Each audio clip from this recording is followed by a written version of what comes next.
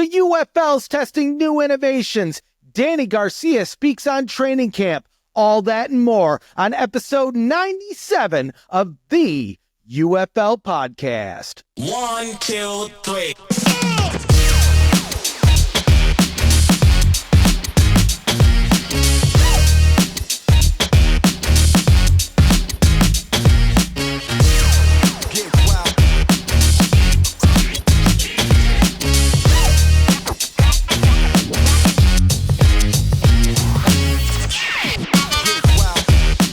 Welcome back, everybody, to another amazing edition of the UFL podcast. I'm the rep representing Pro Football Newsroom, the leaders in spring football news, and boy, oh boy, oh boy, oh boy, oh boy, oh boy, do we got a big week for you. But before we get started, I'm joined, as always, by my man, Zach Kyleman. How you doing today, my friend? Oh, I'm actually, I'm kind of intrigued more today about what we get to talk about because kind of surprised me a little bit, but I love the deep diving type of stuff. So, let me say I'm curious today. I'm very curious. I'm very investigative. It's going to be fun. I think there's some unique things that came out this week that we'll get to talk about that are kind of some tech stuff that you and I like to discuss from time to time that I want to get my hands dirty on checking out. 100%. Well, and the thing is I was griping about this a couple weeks ago with the social post. The best thing about spring football is played in the spring. No. I'm one of those things I mentioned was innovations, and that's what we're going to be talking about this week, along with some other things. So we actually got a fun group of things to talk about that aren't purely just union talk. And even when it is union talk, you'll see where we go with that. But before we jump into that, you know the drill. If you're over on YouTube, subscribe, click the bell. It builds morale. It also lets you know when we go live, just like Monday nights with Around the UFL, just like we will be for Spring Stock 4, March 28th, live in Houston, home of the Swing, for UFL kickoff, where the Houston Roughnecks are about to start their 12-0 journey. We want you to join us. The party's in the parking lot. If you're near Houston, come and join us. Come out there. Come grab a dog. Zach, I just bought that portable grill. Yes, you We're did. going to grab some dogs. We're going to grab some buns. We're going to grab some condiments. We'll get some chips. We'll get some pop. We'll get some other stuff as well. So come and join us because it is a tailgate. This is a tailgate and a live stream. And so, again, if you can't make us, make sure you subscribe because we're going to be live on YouTube as well. It's going to be probably more similar to how we did Summer Stock last year, but Yeah. I think we've ironed out the kinks. We've got the technology to make it go a little bit smoother. We got Ducky's going to be in the house. We got James Baker, which if you don't know, he runs UFL highlights. He's going to be in the house. Some folks from our Discord, they're going to be in the house, which if you're not in the Discord, you should go click the link below. Yes. Join the Discord. Come join the party because then you can hang out with the people that are going to be at Spring Stock 4 for when you inevitably come to Spring Stock 4 because the party's in the parking lot, March 28th. Get live. It's going to be fun. It's going to be good. Live and near in prime time is what I like to say. And we're going to have it definitely knocked out of the park. Second year setting up at Ref HQ. So I think the process is locked down. Last year we got a lot of it sorted. I think it's just going to get much smoother. It always gets smoother every year. Usually gets smoother. We're going to do it. We're going to do things in reverse too. So we're going to be in Houston first and then Arlington. Yes. And so we're going to do things. We got to figure out the timing on that, but we'll talk about that off. Yeah. Either way, it's coming up. We're going to be having fun. We hope you join us. Make sure you're subscribed. Social media at UFL Podcast, at Around the UFL, at PF Newsroom, at UFL Newsroom, at all the things, just the things at them. Go join them. Go follow them. Facebook, TikTok, Instagram, all the things. Threads. Just made me think of the stupid UFL Daily post where have you seen this UFL Daily account? Yes, I have seen this account. It is. You know what? I thought we were the leaders in spring football news. There may be a new leader in town. They got, and so this is a parody account for anybody that doesn't know. It's a riot as well. They had a post the other day about, it was from Destroying with a screenshot of the CBA. And in there was like a list of requirements, and there was a few that were funny. One was you had to follow The Rock on all social media, and it said like Twitter, Instagram, and Threads. The one, though, that I really think that didn't get enough credit or much notice from people that were calling out all the details in this thing was there was a line in there that the air conditioning in their hotel rooms had to be set above 72 degrees. That's just so funny to me. I lost it when I read the part that lunch will only be chicken salad. Yes. And then like later, you're like, it's one of those. It's great social content. I was like, holy crap, it's intricate. Somebody put all this stuff in because even like the second tab on the screen says how to tackle. Oh, it's so good. So yeah, again, if anybody is hoping for like an NBA Centel for the UFL, It's UFL good. Daily is it. I think it just came up like this week. I don't know. It's pretty new. It's getting a lot of engagement. That's the one thing I look at. I'm like, what? People love fake news. People don't care about the real news. People love the fake news. He had one out the other So day good. about Anthony Beck tearing his ACL because he saw Coach Whisenhunt with a donut.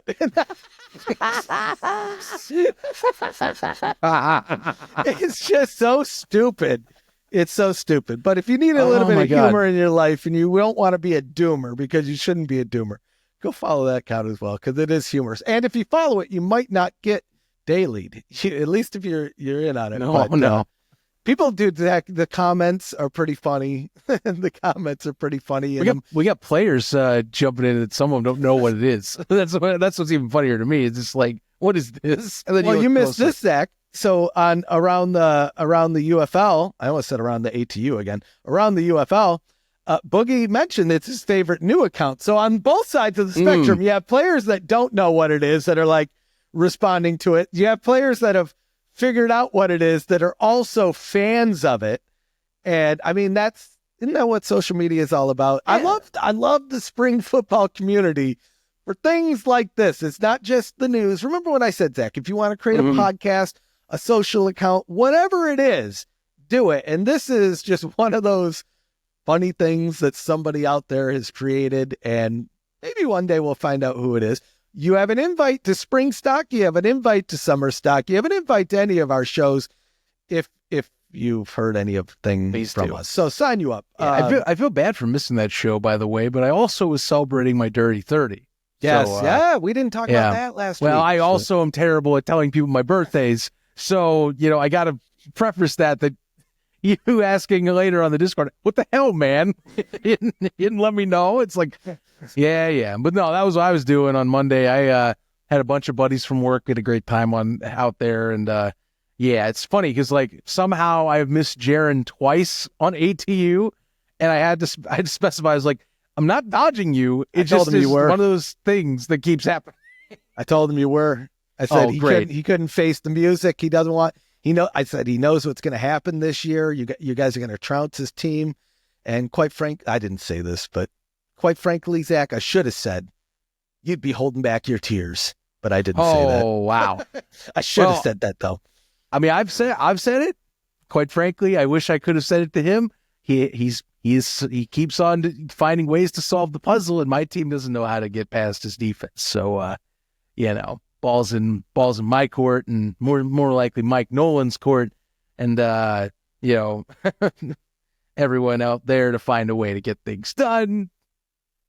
We'll see how that goes. Crazy part is we're only 2 weeks away, Zachy boy. I know. Away. I'm shocked that we're this close. I checked my calendar the other day and I was like, yeah, it's kind of getting real. Like season really is right around the corner, and getting my flight to Houston's getting around the corner. So it's go time. It's go time. I can't wait.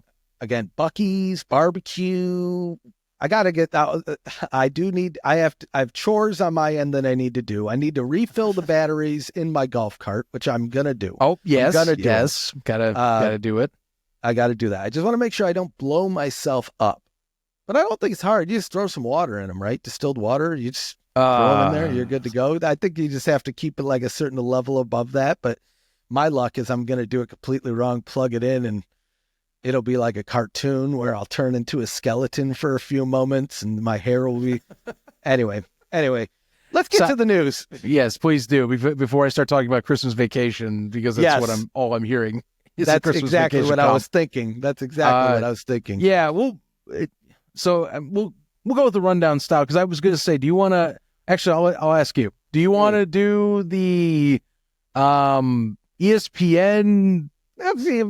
shell out thing and get it out of the way, so we can talk about the fun tech stuff for longer? Yeah, let's get it out of the way, because I think I don't want to laugh at this story because I don't want it to be mean, but I think that there might be some misinterpretations out there. Now, it is interesting that ESPN seems to be at the helm, to put out any union-related story that could be perceived in a negative tone, and that seems odd to me, considering ESPN is one of their broadcast partners. From a journalistic perspective, I understand it, but at the same time, I still don't understand. There are positive things happening in the league, and so they could also be talking about those. One of which we'll be talking about a little bit later, innovation side. But, it's training camp, Zach. What was the thing that I mentioned on last week's show? We're about to see some cuts, some of which people are going to scratch their heads, some of which are going to say, I saw that one coming. There's going to be all sorts of discussions that are going to come out of cuts out of training camp. The one situation that I guess I didn't account for or anticipate is that it might be coming from I hesitate to say players, but at least in this case, a certain particular player from their perspective. And so, when you kind of jam those two things together, I guess this is what you get. You get a story from ESPN that states Dormady, I guess depending on the publication that you ask. Darmody? Dude, again, I feel bad for the guy because they're all spelling his name wrong. They're all getting it wrong in different ways. But Darmody Origati, Mr. Robati.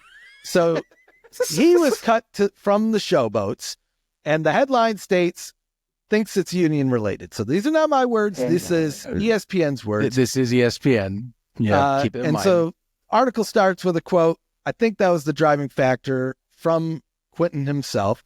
They trade me to come in and to compete, to be in shape.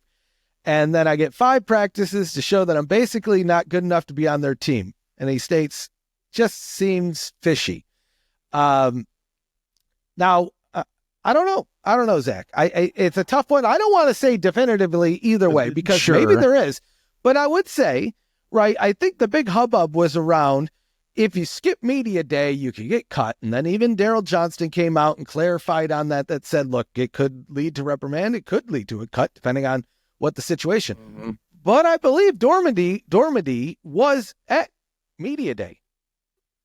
Right? He was. He was very much a media day. So again, I could see that if he didn't go to media day and he was cut, I'm kind of with them. I'd say, oh, you know what? One and one goes together, and you're probably right. If there was a rumor and then the thing happened, there's probably a little bit of smoke where there's fire. That maybe that's the case. But he was at media day. He was there. Right. And I think that this is a cut, more so the fact that you get, again, look at the quarterback room. Now, I know he brings up he was traded to this team. He was traded to Memphis to compete. But let's not forget, when they traded for EJ Perry, I think this threw the entire situation into a curveball, because one of these guys was going to get screwed over. Troy Williams, for being on a roster last year and kind of scrambling for his life, he's got a lot of people that respect him, it seems like, over there, even with the new staff.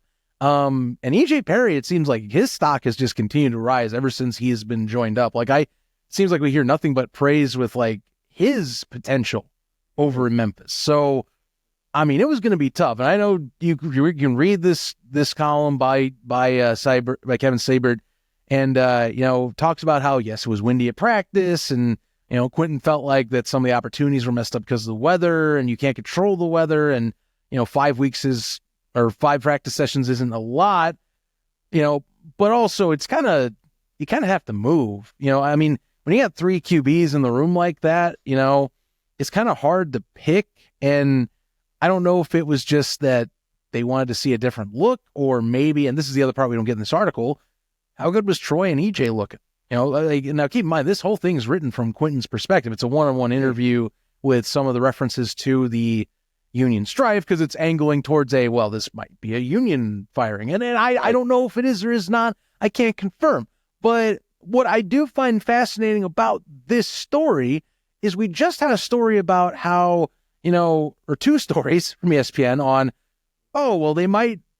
they might force or push to cut players over union talk. And then clarification from Daryl on what I understand and what our colleague and friend Kelsey Coyne brought up is that you kind of can't fire them without like cause or issue or cut them really. Like if it's a union related thing, you are definitively certain it is, that's illegal. So, technically he can go and try and make that claim if he wanted to. That being said, as listed in this column, they mentioned after first going, we wanted to go a different direction. They went footwork and issues with accuracy, were the big things that they took away. And yes, you can be like, well, wait. They brought it back after he was not getting the right answers. Like maybe so. But unlike a certain colleague in this space that tried to name drop a quarterback, and I'm going to respect that space and not go and reference that $5 article for the stupid behavior that was. This one's different because he's actually cut. So, it's not like we're isolating somebody and playing out. Plus, sounds like Quentin kind of actively has gone and talked to people here about his situation. And I can't get the sense that there's slight sour grape attitude to this whole thing. Not saying that it's all bad, but the way it's framed kind of feels that way. Like Memphis had a tough QB battle that was going to be the case. One of those guys is going to get cut. And personally, if Ken Wisenhunt, who is a QB wizard in NFL terms or had been for several years, makes a decision, either that means he already knew what he wanted or he was pretty damn certain early on that he had an idea what he wanted, is how I view it. So what's interesting too is, and I'm not in the business of name dropping and doing all that. I don't really want to be in the middle of any of this, quite frankly. But there's been names that I've heard that could be floated around of like, okay, here's who to watch for. Of like, if there's anything that happens, this could be potentially tied to it. Mm-hmm. He was never on that list that I've heard of, and again, right? Prior to, right? Here's the thing. Again, who knows what anything is even on the internet when you got but. Right. But so while I do not know those names as well as you do, what I will say, and I will say what I said as well recently, insiders talk, they get a lot of similar areas of avenues, places to go. I'm going to be honest, this man wasn't showing up on any of your guys' radar and wasn't being like talked about like in certain people who are connected going, oh yeah, well, he clearly was being in this or something. And again, not going to mention other names, except someone did drop a name, and I still am annoyed by that thing, but I digress. It happens. Whatever. I kind of get the vibe. It's not that. I'm getting the sense that this might be more of a actual performance cut, but will not be 100%. And again, Quentin's, if he feels like it's a union issue, which again, the CBA is not signed, and if he feels like it was union retaliation, he's free to go to court over that, from what I can tell. So we might have more details. Who knows? Ball's in his court there. That's the thing. Like honestly, I'll actually ask and make sure you put this link in here later. But I mentioned our colleague Kelsey Coyne put a wonderful near 30-minute discussion on how CBAs work, union representation works, how the formation works, and has inside information on how the UFPA was formed and the current processes that it is in as well, since he is connected to that certain sector of the workforce. He does a lot of stuff for America's Workforce Podcast. It's the largest union podcast in the country. So if you want any insight on how this works, and it's related to the UFPA because there are some stuff that's inside on how they formed, check that video out. Link's going to be in the description of this video if you want for extra analysis. But long story short, Quentin could go and start some, to me, from what I could tell, could make a claim here, but that's to be seen. Was it really this? Was it performance? Hey, who knows? Follow-up maybe happens. If not, wouldn't be surprised if we just kind of settle in as a performance issue, I'll be honest with you, because there's going to be tough competition, Stefan. Like, that's the thing. Troy Williams ain't no slouch. We've talked about this in our own Discord. He's not some slouch like player that's going to just be put to the side. Guy has talent. He's led the Maulers in as well. And if I'm being frank, coaches, while I know are not all connected to the same side, you can't tell me like a Jaron Horton and company are like, this guy, like, he's a really good player. Like, we do vibe well with him. We're on the same mission as we used to with the Pittsburgh Maulers. I mean, to me, like, I know it's defense more that's being added on for stuff, but like Isaiah Henney also came back and was on that team. I mean, some of that stuff seems to connect personally. Like, I feel like you get more connection with guys like that instead of Quentin Dormady, who wasn't really connected at all during these USFL days. Like, I feel like that plays into it too. Maybe that's not being talked about enough. Potentially. But, as such, every week there seems to be some union story. Again, I'm fine with ESPN putting these stories out. I asked that you also put out other stories, maybe about something like this. Do you know that the UFL is creating a fast innovation program to accelerate tech development this season? I looked at ESPN.com. I couldn't find a single thing about it. Yeah, what? But it was a press release. Is right? that not the problem right there? That's the thing. Where's this coverage of good stuff? Why only talk about the bad thing? You realize they are broadcasting these games too. I don't get it. Okay, and here, my last note on ESPN, I'm telling you right now, if you go to ESPN's own website, which you can pull up the UFL tab, I've done this a few times since they have started kind of covering this one specific issue. If you go there right now, the only things they have are union representation issues, so any of this stuff with the boycott and whatever, or the last thing it did is all the way back in January at the turn of the year talking about the broadcast coverage. Nothing else. No other things. No, not even a snippet of something. It's either the Associated Press threw out because it was a PR, or Kevin Seibert decided to talk about what he feels like he wants to talk about, and that's his prerogative.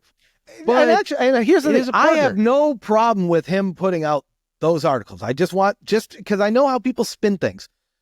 It just seems weird that they wouldn't, considering they're broadcasting this damn thing, that they wouldn't have another writer write another thing. Well, minimum, where are these PRs? Like, PRs are easy to put out. We do this for God's sake on PFN. You or James puts a little snippet, and then at the back end, here's the full press release. Like, that's not hard to do for a multimedia company like ESPN. That's not hard to do. And actually, same for Fox too, to be honest with you.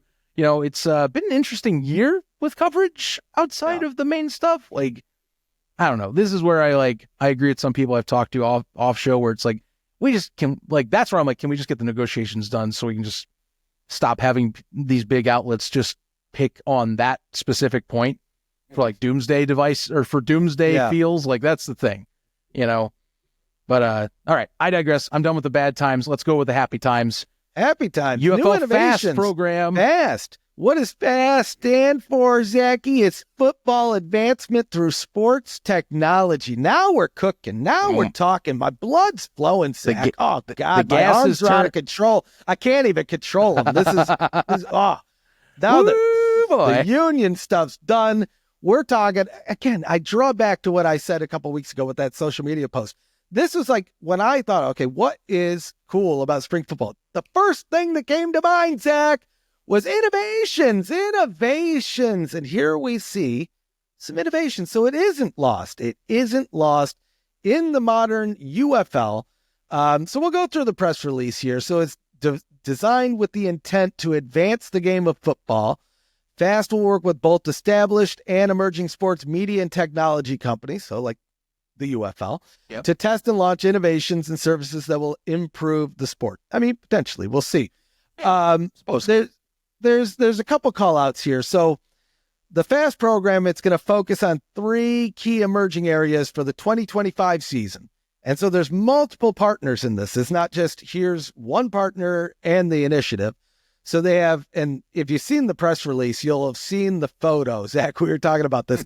There's a camera in the jersey that maybe could be a little bit nicer looking, but it's not horrible. It's really not horrible. No. 2 players, I think, per game, per team. I'm not sure. Upwards of 4. Minimum. Upwards of 4 players. You can have 2 games a week. That's the thing. 2 games. So anyway, fast program, 3 key emerging areas for the 2025 season. So the immersive player POV camera, that's what we're talking about. So they're partnering with Mindfly on that one. And it's literally that. It's a camera so think of the helmet cam, but on the chest right here. And so the example that they showed in the press release, it has like the Renegades logo, and then right above that, there's just like a little circle cut out with a camera. Mm-hmm. And you can use that to get the first person view. You could use that potentially during the game as similar to like the drone cam footage, or like I said, the helmet cam, to where maybe a big play happens. Some guy returns the ball 90 yards for a touchdown. You could get that first person view. Maybe he dodges, somebody pretty good. You could get that on camera potentially. It's up to, we'll have to see if this happens in the season during the game. At minimum, we'll see some of this, I think, on social media in other areas. Now, this one's an interesting one. So computer vision and contextual tracking, that's coming from Skill Corner. Mm-hmm. And so this is, Zach, you are doing probably a better job explaining this, but I'm sure everybody's seen, charts of a guy's running down the field, and you can see almost in real time where he is on the field, maybe how fast he's going. And you might have other players on the field where you can see their movement in real time. Now, that could help coaches. That could help all sorts of things from an analytics angle. If you're looking at, one of the other things that I talk about spring football, making the game safer. Now you have all sorts of analytics at your disposal for almost every scenario that you can pull up during the game, post game, anytime you need. So again, maybe there was a certain thing that happened and you want to deep dive into that. Now beyond footage, you have real-time data that you can almost rewind, fast forward, play in real time in conjunction with the footage. That, again, super helpful for coaches, super helpful for all sorts of different aspects of the game. Again, something we could maybe even potentially see during a live broadcast. I've seen it with the NFL, maybe not in real time, but in, close post to real time, as such as a replay. Last but not least, and we were talking about this, is this different? Is this the same? So we'll talk about that. Sensor-based ball tracking, which I think we had last year, Zach, right? Like, I don't know. Yeah. Maybe this is different. Maybe this is not. I don't know. It's a little different. So, I know the UFL last year and what we've seen in the past is more like a camera-based system to kind of create the true line technology. This is more like an actual active tracker. Best way I can describe it based on just reading the tech and seeing the examples is almost like maybe if you've watched like a PGA event or like something like that, or perhaps you've watched tennis where you can see the ball tracker graphic where it like shows the lines and the trajectories and like implemented as like an overlay on the camera. That's kind of what's being talked about here, along with implementation of like possibly better officiating tactics with said tech, since it'll help track things a bit better as well with the chips. So, it sounds like it's more going to be implemented for broadcast purposes with like the intention of possibly seeing and experimenting via fast if they can use it for officiating purposes better as well. Because this already is used in other leagues actually in different sports as well. One of them I do at my own side gig actually is Australian football. Funny enough, I actually, outside of here, I have connections to working with Australian sports, and Australian football uses this tech a lot. They use it for like tracking their goal kicks and whatnot. It's pretty cool stuff, honestly. And I think it makes it visualize the game a bit better, or kind of showing off some of the cool new angles of the game. Otherwise, apparently just going on Sportable's website and, kind of makes sense too. They're connected with some other more minor, like smaller scale professional leagues like MLR, Major League Rugby, which some of our Discord guys follow, or the CFL. So the connection is very prevalent right there, but there's a lot of potential with it, I think, outside of just broadcast capability that you can use with it as well. And kind of a bit different than tracking. That's what I'm trying to say. It's not true line. It's almost like it advances the true line aspects a little bit further. Yeah, well, it's interesting. It's almost like the innovation we were talking about above with the contextual tracking. It's just almost applying that not only to the player but now to the ball as well. Mm-hmm. So it's even just more data points, more everything. Was the weather this the last time you played this team in that city? Well, no. Now we can look at the data. How did the ball react? Yeah. To these throws, right? Was it windy? Was it windy, right? Was it rainy? I mean, there's all sorts of situations where this just helps. More data is always a good thing, right? Exactly. And again, once you learn these things, then you can start even applying it to your training of the players and say, hey, look, we taught this guy how to make this tiny little adjustment, and you can see the results right here.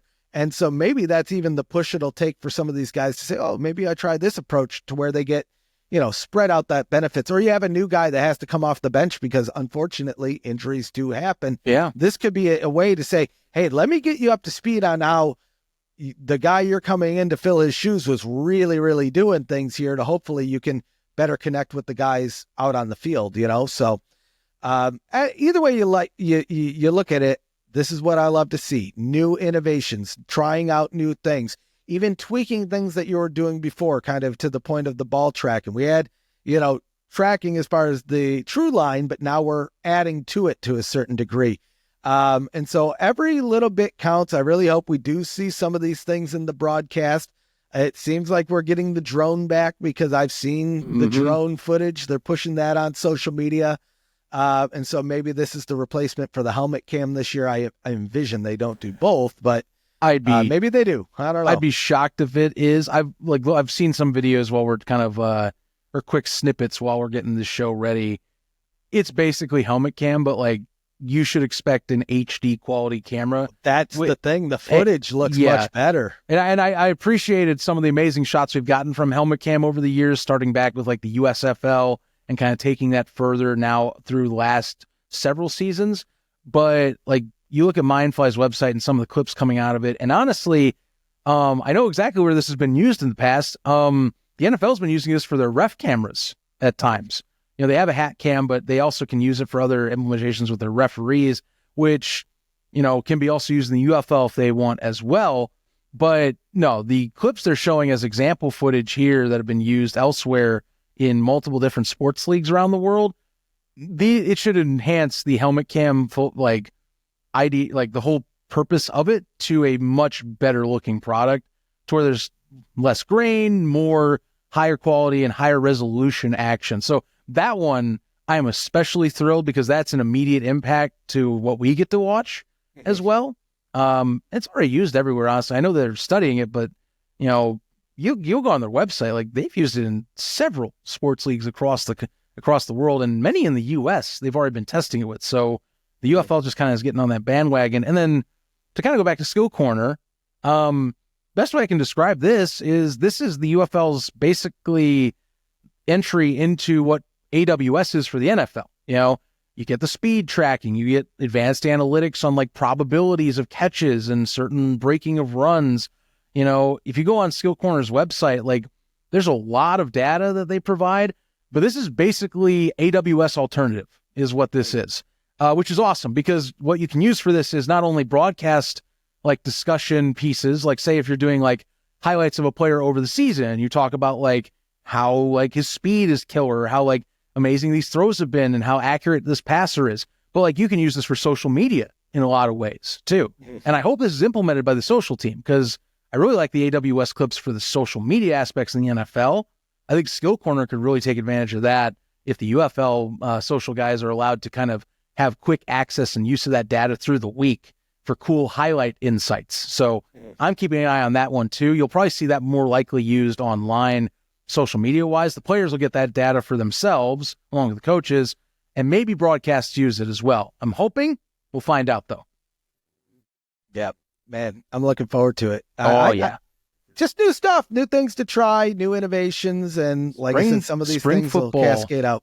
Spring football and innovation and experimentation, it's one of its best strengths, Yep.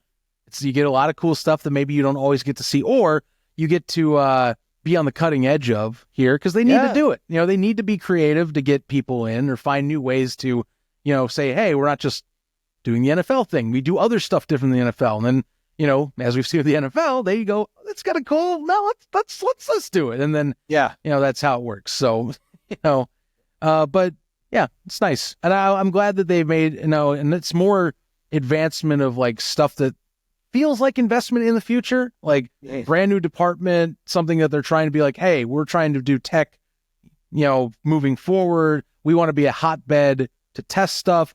In their own press release, they mentioned that they have for Choctaw Stadium, a private 5G network that's going to be dedicated there, which is huge for a lot of this tech to be working properly, because you want to connect it to some sort of network to kind of have it where you can test connections more easily and whatnot. So, you know, recommitment to Arlington a bit more.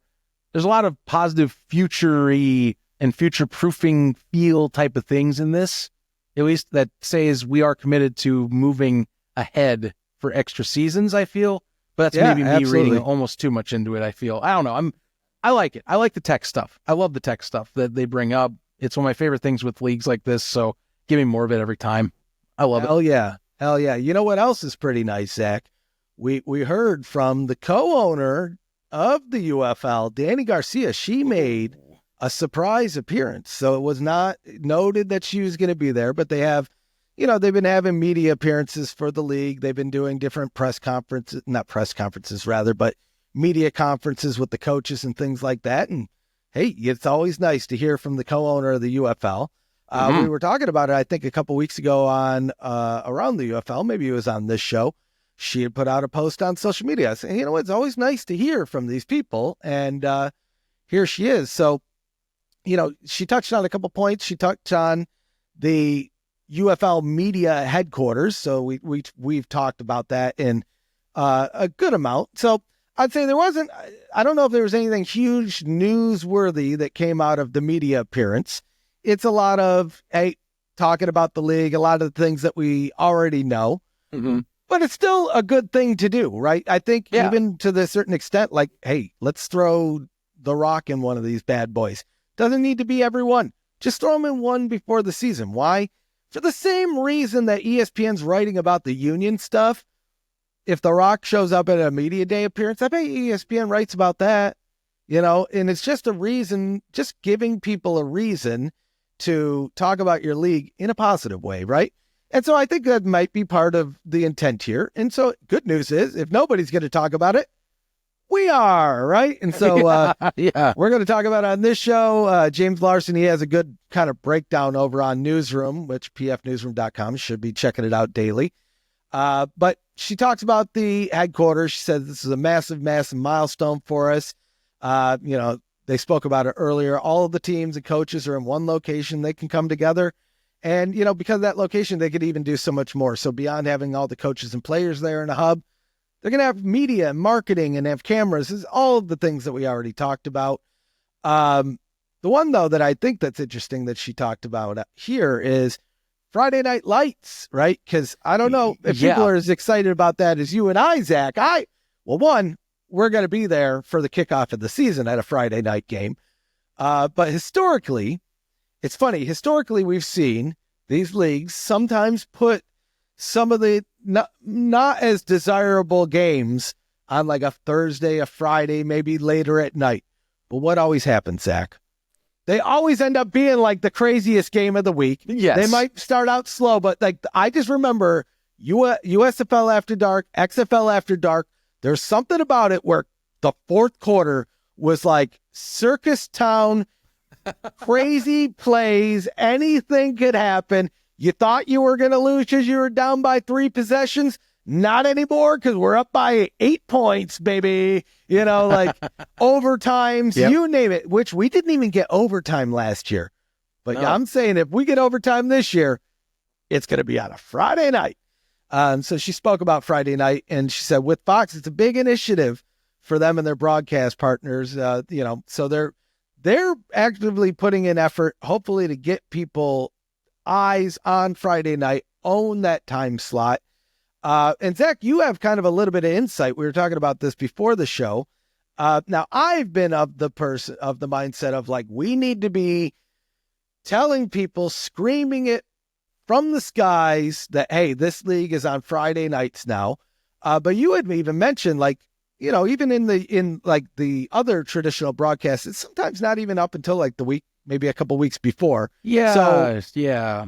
I mean, there is something to that, I think, because people do have a short attention span.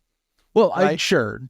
And I think that, you know, at this point, you know, it's better, you know, you want to have what Fox does often is in the UFL season or USFL season, they'll do like at earliest the next week promo, then the week promo, then tomorrow, today, and then go.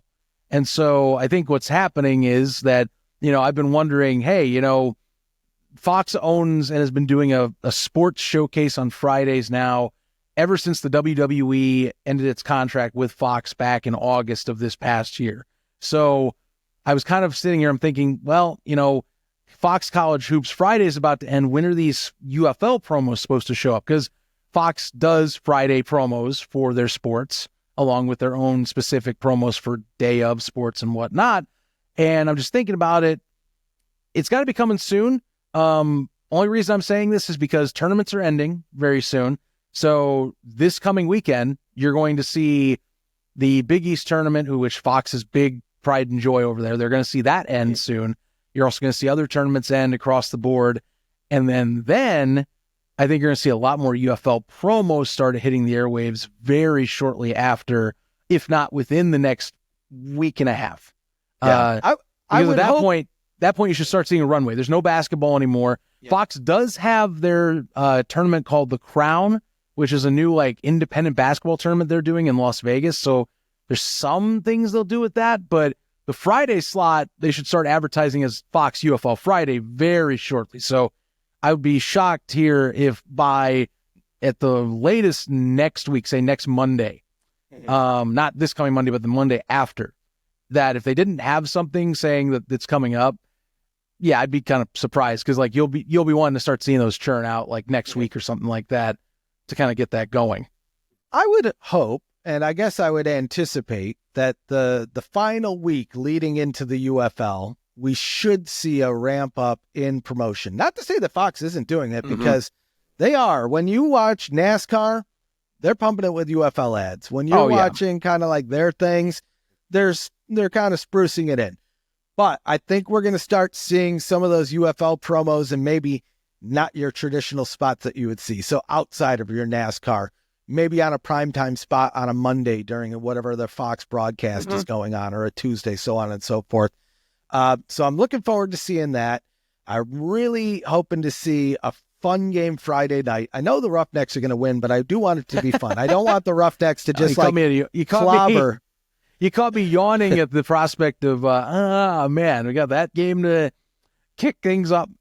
Hey, man, I'll tell you what, I'm rooting for you to get whatever you're going to get out of me, but otherwise, hey, it's just chalk it up for a W. I know it's going to happen. You wait. We're going to shock the world. And I will be happy to say that it's going to be like me, and credit where credit's due, me and Ace are the only two people that can say, told you so. Sure. Maybe there's one or two out there. There might be a few other, but I'm ready, Zach. I'm ready. I can't wait to say I told you so. I see everyone. I see all the start of the hype on Anthony Brown and, you know, all this hope. I do this every year, the NFL season too, Stefan. I'm part of the Bears fan base. We're one of the most delusional social media fan bases on the planet. Now this year's different. But the last 2 years, all right. The last 2 years, especially. Cursed, Zach. Oh, I'm cursed. I know I'm cursed. 40 years. Here's No, not you. I put a curse on those damn Chicago Bears. 40 years, you're not going to win a championship, and it's thanks to me for your shenanigans with your coach. You'll see. Oh yeah. You see, you are delusional, Zach. You're right. Thank you. You just proved your own point. You said, we're delusional, except for this year. That's exactly what a delusional fan would say. And I agree, Zach, except for this year with the Roughnecks, because we're not 1, we're not 2, we're not 3, we're not 4, we're not 5, we're not 6, we're not 7, we're not 8, we're not 9, we're not 10, we're not 11. We're 12-0, baby. We're going 12-0. And it's going to feel so good. Anyway. Good. I can't wait to sit back and be like, so what are we doing next week? Another chance at that 1-0 start again, huh? They're going to add games to the season if we don't win this first game. I hate to break it to you. We're going to have a week 0 like the AF1. Nobody told you. Oh, please. Okay. Ballots are going to drop out of the league after what we do to them. By the way, check out AF1. That's a full slate of games this weekend. You should totally watch. Please do. And they were great. Can we take a moment? Mm-hmm. Evergreen knocked it out of the park. I see people clowning on Evergreen. What's Evergreen? Who cares who it is and what it is? It worked. Zach, do you remember last year? And did it work? I mean, maybe sometimes and kind of crappy. Fire did work, but it wasn't great. Yeah. Like, people need to, like, chill out, bro. Like, okay, yeah, Evergreen. I didn't hear of it before this, but it worked probably better than any of these alternative spring football league streaming options other than YouTube. But even to that point, the broadcast package was nice. It was clean. Yeah, you can get them free on YouTube, but check, it's a mixed bag. Not everybody's the San Antonio Gunslingers. We've seen some of those teams, it's like literally a shoestring budget, you know? Like, so anyway, kudos to credit where credit's deserved. They did a good job. The game was fun. The game, I'll say the first half, I was like, oh, wow, this is actually a low-scoring game for arena football. Yeah, Jeff Fisher said it at halftime. They're going to score more in the second half, so he must have came out with the wallet and said, hey, guys. Oh, my God. You want to? He just goes back. You're like, every touchdown, like freaking America's, like the Kurt Warner story, every touchdown's $100. No. I mean, that second half, dude, it was, it was a fun game. Not that the first half wasn't, but that's what you want to see. Yeah. For all the doom and gloom there is around everything. Yeah. I've followed AF1 for a minute. I've been involved with AF1 in some ways. I won't. Never mind. Things. I won't say. No, I'm leaving it alone because I don't want to go into a side track here of other stuff. But I still like that. I still really love the league, and the people I know from there that I am connected with, and I still do help with from time to time. There's good people in there that are doing a lot of awesome work. That first game killed it though, so definitely tune in this week. And Vice TV broadcast, so it's going to be the best arena broadcast. I guarantee it'll be the best looking game of the week anywhere. So if you want like primo arena football look, tune in 7:00 Eastern time for the Wolfpack hosting the Southwest Kansas Storm on Vice TV. Yeah. So, and here's another quick shout out, just because I'm feeling generous today. Adam Pelletier. I mean, he's one of these guys that's been covering spring football, and this dude's like a comms guy for the league. Like, that's the story. And so he's also doing fantasy sports for him. So all fantasy. If there's anyone that I was specifically hinting at the guys part, which I've met a lot of the AF1 guys, Adam, if you're watching this show, the shout out's a lot to you. Keep your head up, man. You're doing some great work with the league right now. I got to stress that, man. He is one of the hardest working people over there. And honestly, a lot of the stuff that's been going on that is polished with them, a lot of it goes towards him and his team. So hats off to you, my friend. Hell yeah. So see, there's all sorts of good stuff to be watching. If you're itching for alternative football, spring football, any kind of football, you really don't even need to wait 2 weeks. Like you and I were watching it last weekend. There's a whole slate of games. IFL, I guess if you're willing to pay $30, I don't quite get that. I don't understand that actually. I get it post the game, but I feel like they're just going to box people out of watching their game. I don't know. But yeah, I mean, my quick take on that, just so we don't go full indoor arena on this show. I mean, if you guys want to talk about it at some point, always leave in the comments. I don't mind talking arena. It's just we try and keep it on track as much as possible with like this, with the UFL stuff. But my quick take on that is, I think if they would have announced this sooner, or at least laid out, and you and I have talked about this with press releases, we've seen so many over the years, that if you lay out you're doing it and that you knew you were doing it, and then like a month or so later, here's the price, maybe that's reciprocated better. A lot of the talk I've had in this with like people I know from my own sector of this, where I'm like more inside on arena, is the timing of this feels very inconvenient because like the IFL, yes, it is the biggest and like most stable league, but like, dude, this is 10 days away from kickoff and you're basically like, all right, guys, well, $30 or go find something else. And that's not just me, by the way. The Green Bay Blizzard owner said it this way. Hey, there's other free leagues. Go watch that. All right, sounds great. Gonna go do that. Thanks a lot, Kathy. Appreciate the insight. You know, like that's as tone deaf as you can get right there. I mean, it's not a lot, but no, it's not. When you were getting it for free, it's like we're right 10 days from kickoff. You're telling people buy this or sorry, out of luck, and you remove all your games from YouTube. That's what I was just about to say. Then, yeah, I mean, I know that's just, and I'm not talking new games, folks. I'm talking an entire archive of 7 years of former games. So, like, say you were curious in any way, well, you got to pay the price now. And again, they just did this the night before and said, oopsie, well, that's part of the deal. Well, that's when I started seeing people online because they thought they were going to roll out like a YouTube membership to where it's going to be paywalled behind that. Which actually I think is funny enough. I think they could apply these same amounts in YouTube and they'd have better traction. I understand why they're not, because YouTube's going to take 30% right off the top where they probably get a better percentage out of this deal. Although I can't imagine it's cheap to host these games. So we will see. We will see. I don't know. I just think anytime you charge for something in these very niche markets, you're just boxing out more people than you would just get if it was more accessible. Yeah. Right. All right. I have one more thing I want to say is because I screw it. I got to do this. Here's the thing. You may have seen this tweet already from me, but last several years, I've been talking to people in this space. I love arena football and I like watching for free on YouTube, but I'll tell you from talking with people, this team's not making money on broadcasts and YouTube basically saying, sorry, we're going to copyright anything you make, and we're just going to make you not have a chance to monetize the hell out of it because you play music. It was coming, people. I got to re-stress this for anyone that like cross-watches this stuff. This was coming. They were going to, at some point, bail off YouTube. We saw the early signs last year with Caffeine TV with the IFL. And some of the teams that were in AF1 that, you know, had original plans, now they're more serious and actually have stuff in order to do the things they're doing. It's going to happen. The age of monetizing arena football and getting into what other leagues are doing, it's here.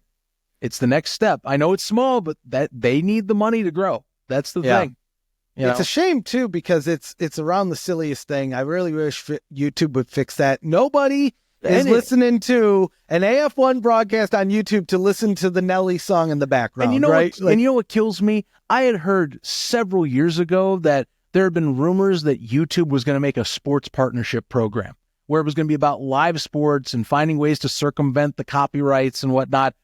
Nothing. This was like 3, pushing 4 years ago. I heard this from someone with connections to one of these leagues and never materialized. And if that doesn't happen, well, all right, well, either we stick to the plan and then find partners, or we find ways to find the best medium that we make extra cash to then recycle into our league while also getting people to watch. So, yeah, maybe my point was with this, as you and I talked, maybe the message probably could have been relayed a bit better because, like, yeah, cool, I get your point, but, like, again, 10 days? Yeah. 10 days. Like, why now? You know, why not just relay that, like, back in February? That's my point. Well, like you said, even if it's just saying, hey, this is our plans for this season, more details coming soon, because there is probably a reality where the reason it's being announced 10 days away is it was just finalized 11 days away, right? You know? Yeah. But if you knew you were working on this, like you said, you could have teed that up and it doesn't have to be bad. Hey, good news. We're working on a subscription service that's going to make the games more reliable, easier to watch, replays, this and that. You're going to have an app, right? There's ways you can bump it up before you even have the details. Details on pricing tiers and other accessible items will be available at a later date. and then you drop it 10 days before the broadcast because people now know it's coming. Yeah. That's the thing. I heard there were rumors about this back in January. Doesn't mean the public knew that, and that's kind of what we're talking about right now. All right, I got to stop because I can keep going all day with this. Any other thoughts on UFL? Yeah, I feel like, we're 2 we went weeks away. so far off the rails with the IFL stuff because it's such a big news story in the community of all things, we're 2 weeks away. Training camp's happening.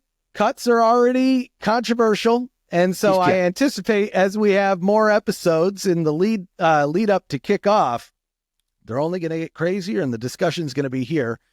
But I think that's it. I'm just looking forward to, you coming out. We're going to do, got to do the barbecue thing. And I have so many options on where we could go. And so I know which one we probably should go to, but they're all equally as good. They're just slightly different. They're all slightly different, but all same quality. The weather's looking like it's going to be good because it was kind of chilly, but like today it's going to be 87. Perfect. Sign me up. So it's in that high 70s, kind of 80s to where as long as we don't get rain, knock on wood for that game, it's not going to be a cold game. So that should be good. And especially because it's going to be a later game. We're not going to be scorching in the sun. So even if it is like 87, 90 degrees in the day, it's probably going to cool off to like that it's going to be perfect. It's going to be like mid 70s probably out there. It's going to be good weather, good times. And like I said, we got the mini grill coming. Oh, yeah. I think it's going to come Friday. So I'm going to get it all prepped because you got to like cook off the chemicals and do crap like that. So I'm going to get that all set up like this weekend. But Zach, I figure when you get into town, we can hit up like the HEB or the Kroger or Walmart or something, and just pick up like dogs, buns, condiments, chips, pop. And for anybody that's coming, feel free to bring stuff, but don't feel obligated. We're going to have stuff. Zach, remember last time at, Summer Stock 2, we just had too many packages of hot dogs at the end. And we're like, what do we do with these? Right. We overloaded on this stuff bad, actually. Yeah. And so I'm like, what do we do with them? I'm like, I think we just throw them away. I don't even know what we did with them. I don't even know, but we threw them out. Which is a shame. We had talked about getting them back, but it was too late. There's no way they were going to get back without being just rancid or something like that. Yeah. But like, man, this time around will be great. Actually, that's one thing to check off my Texas list of items is the HEB. I was thinking about that. I hear about these damn grocery stores all the time. Amazing. I'm just saying. Zach, wait till you see the carts. The carts are comically large. Okay. Even the small carts at like Kroger and stuff, they have like the small carts. They have small carts at HEB and they're just wait, Zach. HEB is amazing. They're a little bit pricier than Kroger. Mm-hmm. And it's a little bit further from me, but they're opening one close to me. So I'm excited about that. But there's certain things at HEB that are just amazing. And like HEB store brand, like the HEB salsa, banging. HEB like Dorito knockoffs, banging. Like their knockoff stuff is actually sometimes even better than like the name brand. I can feel my back growing, Stefan. I need to lose a little bit before I get down there. Dude, actually, we need to work out after this show. I've been neglected the last few days. One of the things I was actually looking at before, because I was like, what is some tailgate stuff that we could grill?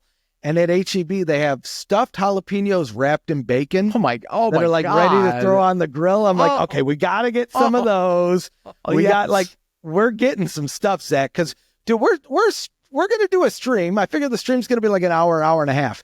We're tailgating for hours. We're finally getting our tailgate, and Zach. Full disclosure, we've done pseudo tailgates at some of these events in the past. Like this time, we're actually legit. Like, okay, we're planning out tailgate hours after the show. No quick pack go in this time. We're literally pulling some brewskis up, cooking some dogs, burgers, and now absolutely stuffed jalapeno poppers. You're not walking away from me with dropping that name wise, and no, we're not buying them. We're buying these now. So see, these are the things my wife never lets me buy at the store. So I was like, God, this is like finally that. And there's a couple other things. I'm like the hall pass of junk food. Yeah. Do they have like chicken? I was thinking chicken wings, all sorts of things. It's a small grill, but we can I figure you can get those little containers with the lids to keep stuff warm. Do a couple dogs. You can. Yeah. Anyway, I need to not eat for like a week beforehand because I'm planning on eating so much that day. And then they got a Chick-fil-A in the stadium, Zach. So then I almost got to make room for that. Yeah, it won't be closed. That's right. Yep. Oh man. Okay. So that's what I'm looking forward to. So much. It's right around the corner. It's gonna be Big Back Week. I can feel it. It's gonna be, dude. We are gonna be feeling sickly. I'm telling you. Anyway, it's gonna be good. We hope that you can make it out there. If you can't make it out, like I said, we're gonna be on live stream. Maybe we'll even eat one of those dogs live on the stream. I'll probably be kicking back with a beer. I ain't gonna lie. Down a glizzy. Yeah, hell yeah. So here's the deal, guys. Here's what you guys need to do. Follow us, do the thing. If you're on YouTube, subscribe, click the bell. It builds morale. It also lets you know when we go live, just like we were talking about Spring Stock 4, just like around the UFL, just like all the things that we're live for. Follow us on social media at UFL Podcast, at PF Newsroom, at UFL Newsroom for just kind of like all the latest happenings, all the latest news. Because I'm looking forward to it. And here's the thing. If you're planning on coming out to Spring Stock, let us know down in the comments. Yeah. Because I'm actually curious to see the amount of people. I joked with Zach. I'll say it on the stream. I don't care. I joked with Zach that the only people at the game on Friday might be the people that are going to Spring Stock because there's not a whole lot of tickets there. So part of that is if you're in Texas, if you're in San Antonio, if you're in Arlington, come out to Spring Stock. Come grab a free hot dog. I always say if it's free, it's me. Come grab a free hot dog before the game. Come out to the game. It's going to be affordable, as cheap as chips. And guess what? We'll probably bump into you the next day because Zach and I are driving out to Arlington to watch the first Texas Throwdown of the season with the Renegades and the Brahmas. So if you're already planning on going out there, come out on Friday night. Let's fill the rig, as they say. I don't like that, but let's fill the rig nonetheless. Fill the rocket ship. I like that better. That's right, because Space City Credit Union. Yeah. Houston, we have a problem. Fill the saucer. Have tickets. Yeah. So come on, join us. Get a free hot dog. Get a free RC Cola. Get a bite of a chip. Maybe throw some dip on that bad boy. And let's pack the house for the kickoff for the UFL because I want it to be loud. I want it to be big. And I want as many eyes as possible to see the Houston Roughnecks start their 12-0 season. So anyway, those are the things you need to do. Here's the other one. Like the video or dislike the video. Do the thing. It gets the engagement. YouTube says, "Oh, that's good." So do that very thing. Nice. Very nice. But I think that's it. So at least until probably next Monday. I think we'll be back next Monday. If not, probably have an episode of this next week. But until next time, sign you